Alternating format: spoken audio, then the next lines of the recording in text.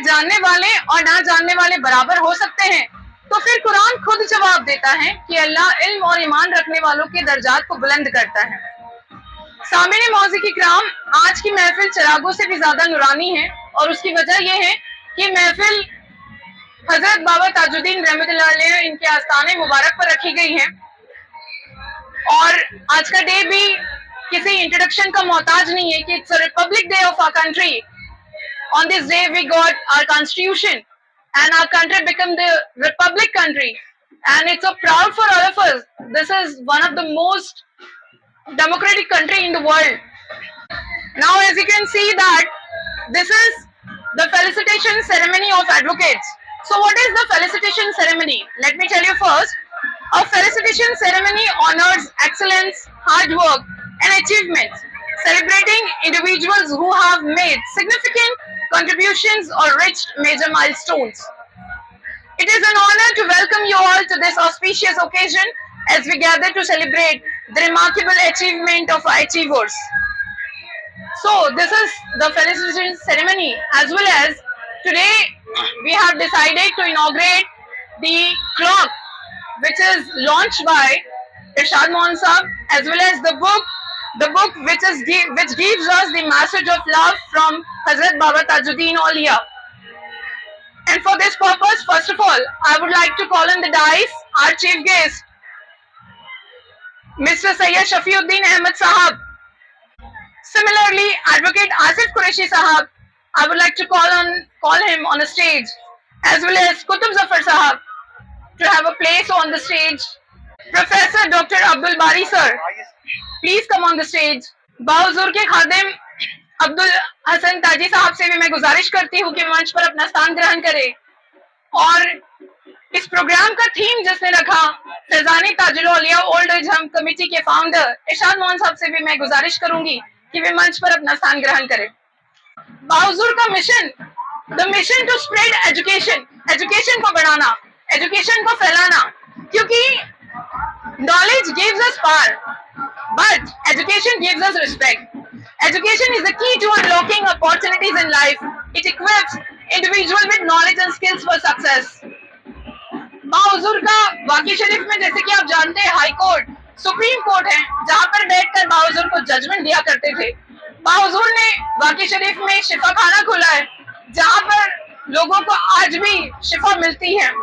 बाहुजूर ने कई मदरसे खोले जहां पर बच्चे आज भी एजुकेशन ले रहे, दीनी तालीम हासिल कर रहे हैं। अब जो डिग्निटरीज आपके सामने बैठी हुई है, उनमें सैयद शफीउद्दीन अहमद साहब के बारे में मैं बताना चाहूंगी कि he had started his practice from 1980. 1980 से इन्होंने प्रैक्टिस स्टार्ट कर दिया था। Then he is appointed as a lecturer in 1991 in University of Ambedkar College of Law.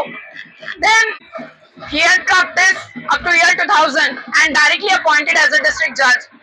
He is connected with the several trusts like Hazrat Baba Tajuddin Trust, madrasas and social activities. He is the only ex-charity commissioner of Maharashtra. तो मैं चाहती हूँ कि big round of applause for sir for his achievement. और जब sir के बारे में मैंने जाना तो सर की लास्ट की लाइन ये थी कि ये सब उनके वालिदैन की दुआ और सरकार ताजुल औलिया की नजर करम है। क्योंकि कहना है मेरा कि इस प्यार में बेवफाई का झरोका नहीं होता, इस प्यार में बेवफाई का झरोका नहीं होता, हर रिश्ता इतना अनोखा नहीं होता। फना कर दो जिंदगी माँ बाप के कदमों में, क्योंकि यही वो प्यार है जिसमें कभी धोखा नहीं होता, जिसमें कभी धोखा नहीं होता। वैसे ही आसिफ कुरैशी साहब यहाँ पर आए हुए हैं। He is a prominent litigator, public prosecutor and former chairman of Bar Council of Maharashtra and Goa based in Nagpur. Sir को शायद याद नहीं होगा कि जब मुझे मेरा बार काउंसिल का डिग्री मिला तो मुझे सर आप ही से मिला था 2022 में, and I feel very proud about that. फिर वैसे ही कुतुब जफर साहब यहाँ पर हैं, 34 इयर्स इनको हो चुके हैं प्रैक्टिस करते हुए, कई एनजीओ से ही कनेक्टेड हैं। कुछ ऐसी एनजीओज हैं, स्पेशली 3 ऐसी एनजीओज हैं जहाँ पर जहाँ के फाउंडर रह चुके हैं, फाउंडर हैं, और बच्चों के एजुकेशन के लिए वो एनजीओस काम करती हैं। तो सर के लिए भी जोरदार तालियां। और यहाँ पर जितने भी एडवोकेट्स आए हैं उन सबका भी मैं तहे दिल से बाहुजूर के आस्थाने पर इस्तकबाल करती हूँ, क्योंकि कहना है मेरा कि जाहिद को अपनी ज़ुहद इबादत पे नाज है, जाहिद को अपने ज़ुहद इबादत पे नाज है, आलिम को इल्म की दौलत पे नाज है। जन्नत की परवाह तो सभी करते हैं, मगर मुझे सरकार ताजुल औलिया की उल्फत पे बड़ा नाज है, उल्फत पे बड़ा नाज है। जैसे कि मैंने आपको बताया था कि प्रोग्राम एडवोकेट फेलिसिटेशन सेरेमनी के अलावा एक लॉन्चिंग प्रोग्राम भी है। इरशाद मौलाना साहब ने एक क्लॉक जो आज लॉन्च करने जा रहे हैं, मैं यहाँ पर आए चीफ गेस्ट से गुजारिश करती हूँ कि उस क्लॉक का वो लॉन्चिंग करें।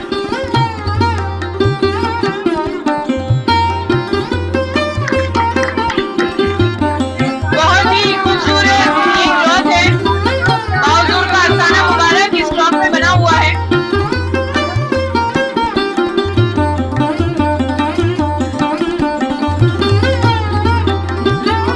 सभी मुस्लिम और नॉन मुस्लिम तक पहुंचाना चाहते हैं कि बाहुजूर प्यार, मोहब्बत और इखलास का मैसेज दिया करते थे। उनका एक ही मकसद था, टू स्प्रेड द एजुकेशन।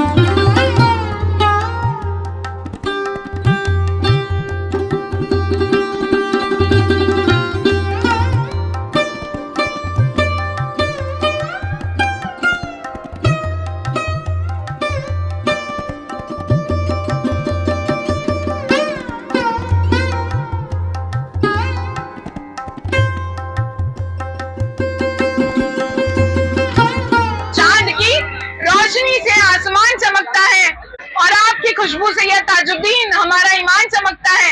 जमाना चमक रहा होगा किसी दुनिया की रोशनी से, जमाना चमक रहा होगा किसी दुनिया की रोशनी से, आपकी बरकत से यह ताजुद्दीन पूरा नागपुर चमकता है, पूरा नागपुर चमकता है।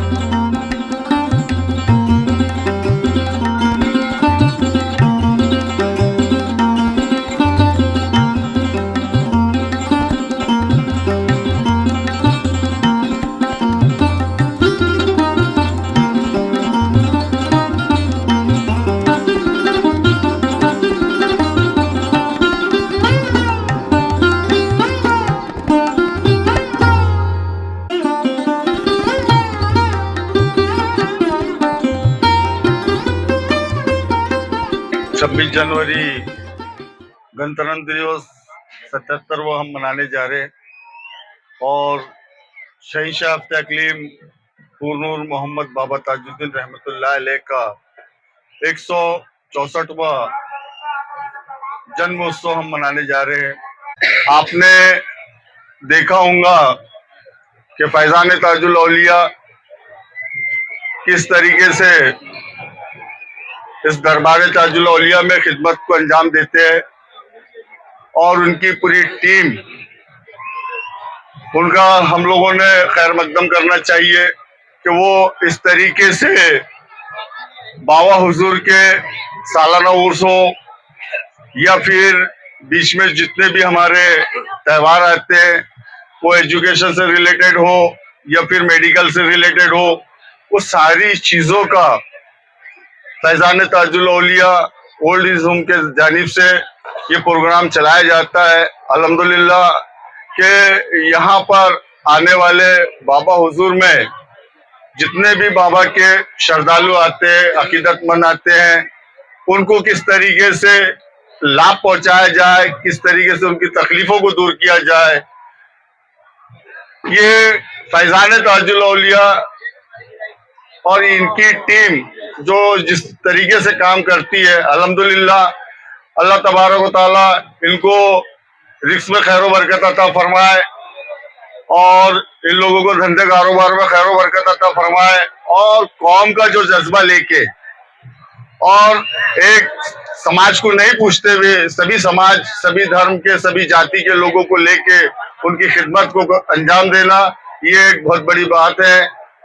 और हजरत बाबा ताजुद्दीन ट्रस्ट की जानिब से हमेशा इरशाद मौलाना ने जब भी कोई कार्यक्रम बोला या कोई भी अगर ऐसी बात होती है या परमिशन है, कुछ भी है, तो ट्रस्ट हमेशा इरशाद मौलाना साहब के साथ में और उनकी टीम के साथ में हमेशा खड़े रहता है। आज नहीं, पहले से ही जिस तरीके से कुछ मैरिज का जो इतना बड़ा प्रोग्राम ताजाबाद मेला ग्राउंड के अंदर में होता है, ये हॉल की बात आ जाए तो लब्बैक ताजाबाद ट्रस्ट हमेशा जिस तरीके से खिदमत करते हैं वो एक सराहनीय है, उसकी तारीफ करना वो कम है।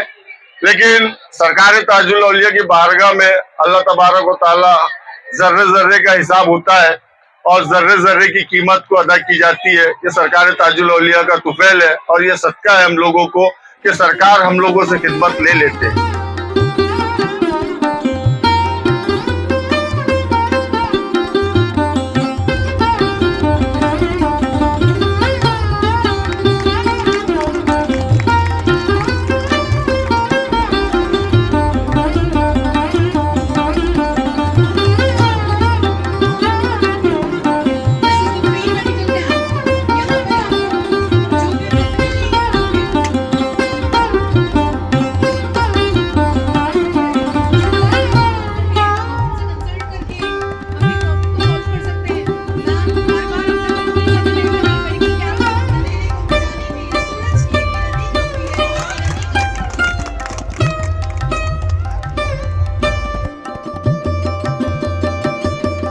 फैजान ताजुल औलिया के सर्वे सर्वा मौलाना इरशाद, मैं उन्हें कई वर्षों से जानता हूं। जब उन्होंने अपना विजन कौम की खिदमत के लिए रखा, हमने देखा कि उनका जो विजन है बहुत ही अलग है और अल्लाह उन्हें हर वक्त हर कदम पर उन्हें कामयाबी मिल रही है। ये हमने देखा है अपनी आंखों से।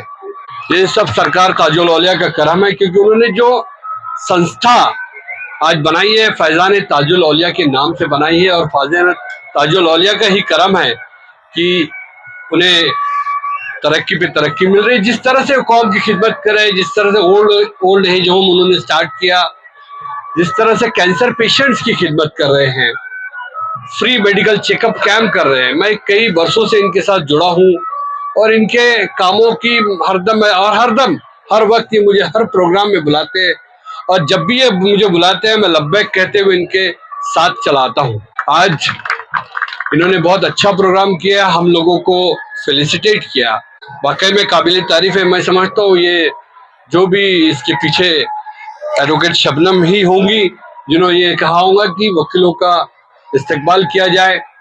हमारे अकोला से आए हुए वकील साहब भी यहाँ पर आए, उनका भी इस्तेकबाल हुआ।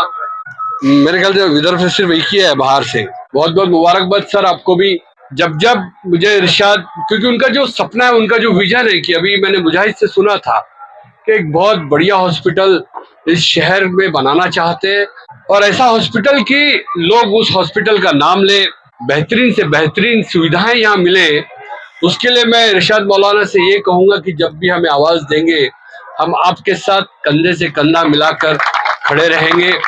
जिस तरह से मुजाहिद ने कहा कि हर घर से एक वकील होना चाहिए, आपने बहुत अच्छा कहा। हमने देखा है जब से मैं बार काउंसिल में हूँ, पूरे महाराष्ट्र में जब मैं पहली बार इलेक्शन लड़ा था बार काउंसिल का, तब टोटल 5-5.5 हजार मुस्लिम वकील थे पूरे 1,65,000 में से। लेकिन अभी हमने देखा है कि 2.5 लाख की तादाद होने के बावजूद भी अभी अच्छी खासी तादाद है हम लोगों की। लेकिन एक थोड़ा सा खलल मुझे लगता है कि जब हम लोगों ने बार कौंसिल ने ट्रेनिंग कैंप स्टार्ट किया था वकीलों के लिए जुडिशरी में आने की, लेकिन बड़े अफसोस की बात है, मैंने इसके पहले भी कहा, कुतुब थे औरंगाबाद में भी कहा था कि हमारे बच्चे जुडिशरी में आने के लिए घबराते हैं। वकील के साथ साथ जुडिशरी में भी आए, जैसे यूपीएससी में भी लोग, मुजाहिद ने कहा यूपीएससी में भी आना चाहिए, वाकई में हर फील्ड में, क्योंकि कुरान शरीफ का पहला यही है, इकरा, आप पढ़ो। अगर आप पढ़ेंगे तो कामयाब होंगे। जहां भी जो भी फील्ड आपको चूज करनी है वो करिए, वकील बनिए, डॉक्टर बनिए, आईएएस आईपीएस बनिए, बस पढ़ाई करिए। क्योंकि मैं आपको एक बताना चाहूंगा कि मैं खुद 10th पास होने के बाद मैंने गवर्नमेंट आईटीआई ज्वाइन किया था। गवर्नमेंट आईटीआई में मैं मैकेनिक का काम करता था मैं, लेकिन मेरी जुस्तजू थी कि मुझे पढ़ना है। मैंने 12th प्राइवेट दिया, प्राइवेट देने के बाद ग्रेजुएशन किया और फिर एलएलबी, टैक्सी का बिजनेस स्टार्ट करते करते मैंने एलएलबी किया। और अल्लाह का करम है, ताजुल औलिया का करम है कि मैं आज ऐसे मुकाम पे पहुंचा हूं कि हर किसी को वो महाराष्ट्र का सबसे पहला वकील के नाम से मैं जाना जाता हूं। अल्लाह ने मुझे नवाजा है। आप लोगों की दुआएं, ऐसी दुआएं हरदम रहे, मैं कौम की खिदमत करते रहो। जब भी आप लोग कौम की कोई भी जब भी मुझे आवाज देंगे, मैं आप लोगों के साथ कंधे से कंधा मिलाकर खड़े रहूंगा। 24/365 डेज मेरा मोबाइल चालू रहता है। आप कभी भी आधी रात को भी फोन कर सकते हैं, कुछ भी काम रहा तो आप मुझे याद कर सकते हैं। आज मैं अपने इरशाद साहब को बहुत मुबारकबाद देता हूँ कि नागपुर में पहली मर्तबा उन्होंने वकीलों का इस्तेमाल किया, और इसके लिए मैं उन्हें बधाई देता हूँ कि कोई तो है कि जिसको हमारी जरूरत है। हमारी सबसे बड़ी प्रॉब्लम ये है वकीलों की कि इनके पास में कोई सही राय लेने आता नहीं।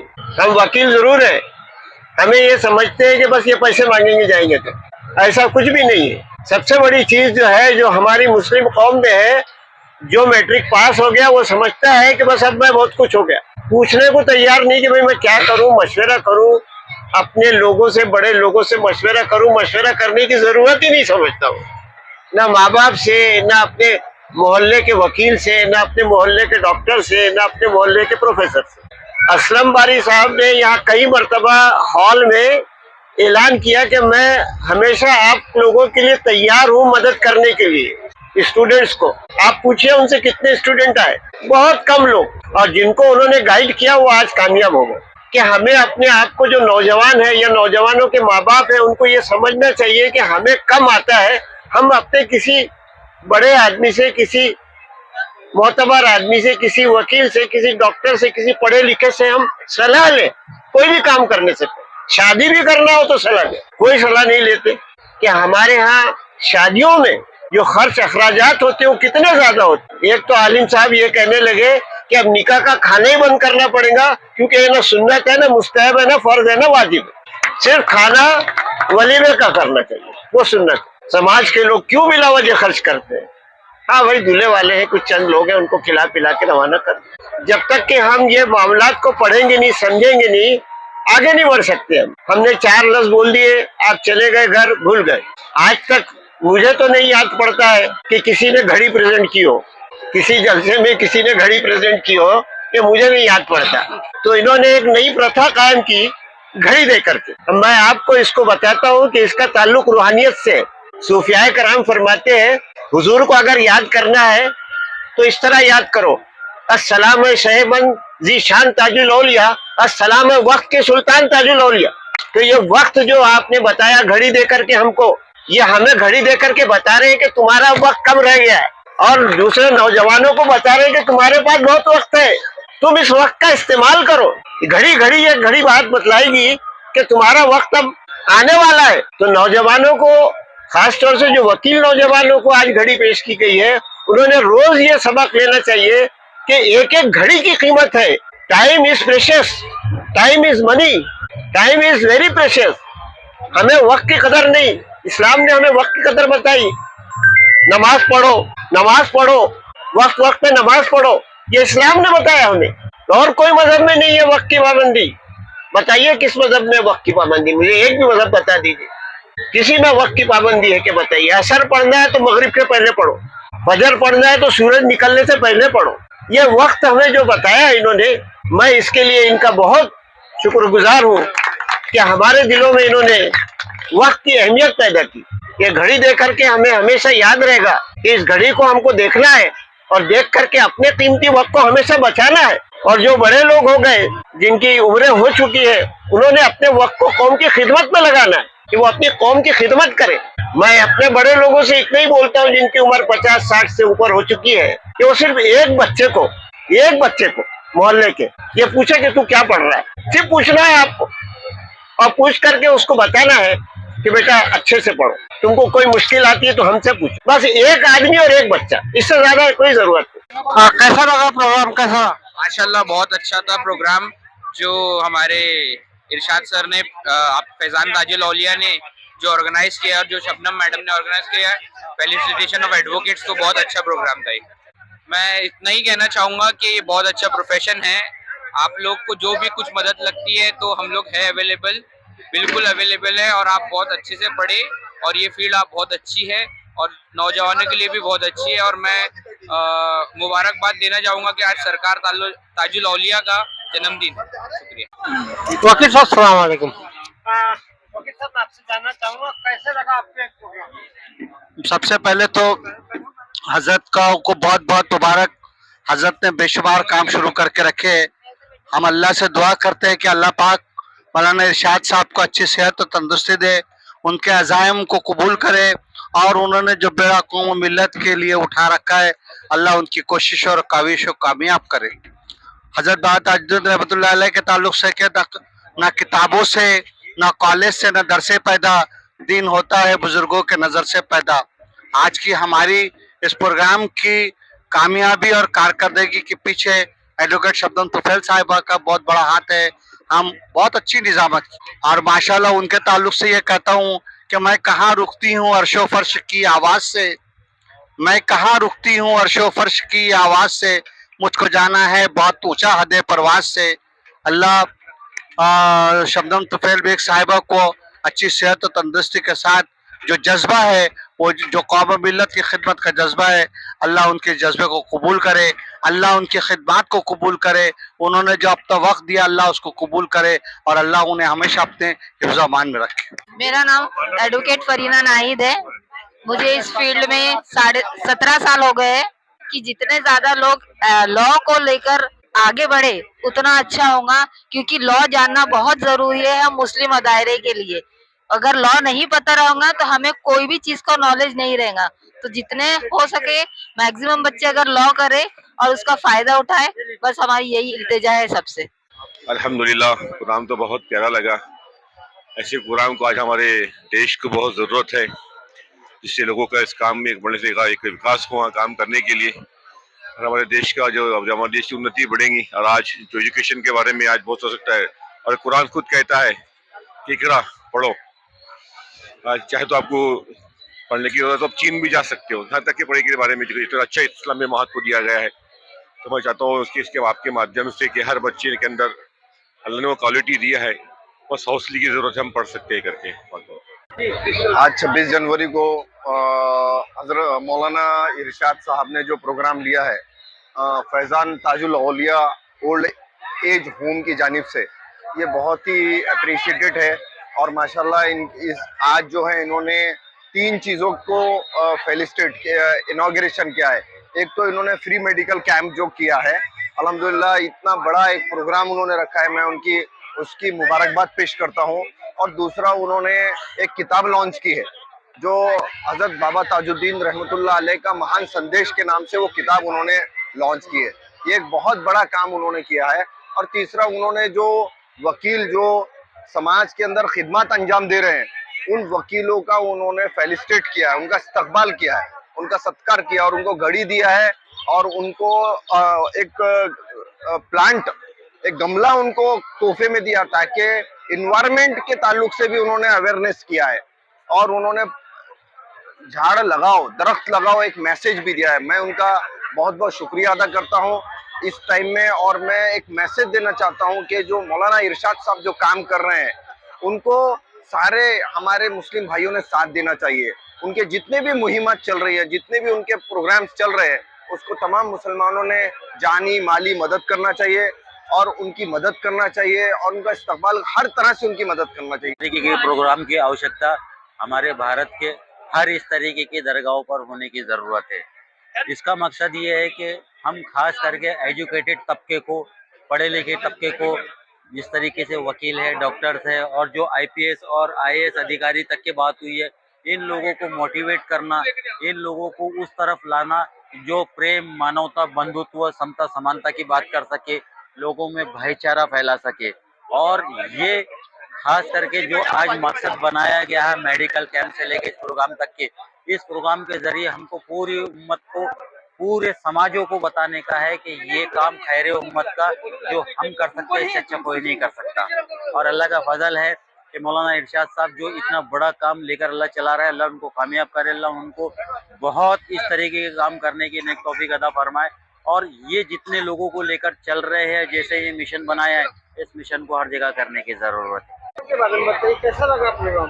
प्रोग्राम बहुत बेहतरीन है। मौलाना इरशाद साहब जो प्रोग्राम करते हैं, मेरे हिसाब से किसी को खाना खिलाने या कुछ फल बांटने से अच्छा है या दवाई बांटिए भाई।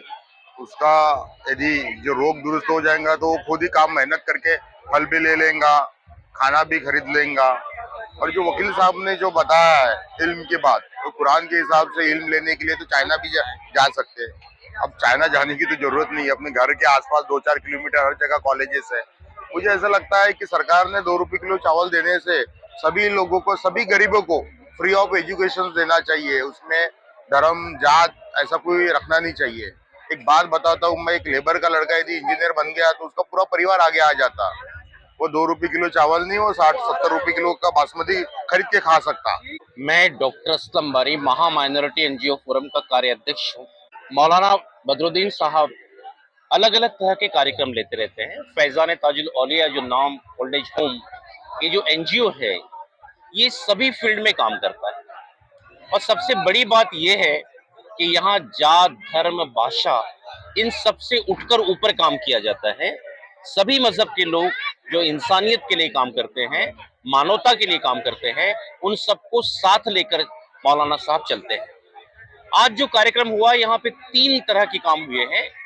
सबसे पहला तो ये काम हुआ है कि सरकार ताजुल औलिया का जो आस्ताना है उसको दिखाते हुए एक घड़ी का उद्घाटन किया गया है। घड़ी सभी के पास होती है, सभी के घरों में रहती हैं, अलग अलग तरह की घड़ी होती हैं, लेकिन ये सरकार ताजुल औलिया का जो आस्ताना है उसको दिखाना वाली घड़ी है। तो वो हर कर्म, जब भी आदमी वहां से गुजरेगा उसकी नजर उस घड़ी पर जाएगी, उसे बाबा सरकार की याद आएगी, उनके बताए हुए काम याद आएंगे, उनका बताया हुआ मैसेज याद आएगा। तो इंशाल्लाह निश्चित रूप से जो सरकार ने जो चीजें बताई है इंसानियत के और मानवता के लिए, वो व्यक्ति उसी तरह रास्ते पे चलने की कोशिश करेगा।